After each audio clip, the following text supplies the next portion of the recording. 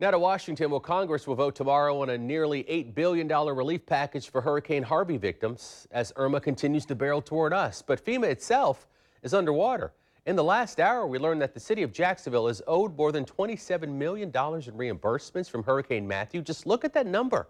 Channel 4's Lindsey Gardner found that the cash strap program is set to expire in 4 weeks if it's not renewed by lawmakers. Lindsey? Well, here's the problem, Tarek. Hurricanes Katrina, Rita, and Wilma here in Florida packed a whopping $17.8 billion blow back in 2005. That put FEMA in a massive hole it is still not climbed out of. Let's take a closer look at the numbers right now. FEMA is $25 billion in debt, and it borrows from the U.S. Treasury. It has less than $2 billion in cash on hand and only $6 billion left in borrowing capacity. Now, with the 1-2 punch of Harvey and Irma looming, there are serious concerns. As Texas dries out from Hurricane Harvey, FEMA has already given 53 Texas counties emergency declarations, with more than 11 million people impacted. Most homeowners do not have flood insurance. Damages will be in the billions. FEMA is approving rush recovery money, including advance payouts from $5,000 to $20,000 to homeless Harvey victims.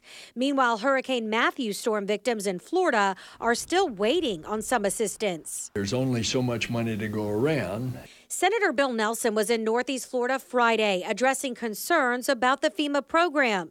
In comparison to Harvey, only 9 counties were declared disasters from Hurricane Matthew, including Duval, St. Johns, Nassau, Flagler, and Putnam counties. 6,800 people were impacted, with $20 million in payouts to individuals and $67 million in public assistance to local governments and municipalities. FEMA is purely able to survive if FEMA is appropriated money. The last time we had a big fight on this was Hurricane Sandy in the northeast of the United States. Before Hurricane Harvey, President Trump had proposed possible cuts in favor of privatizing the flood industry.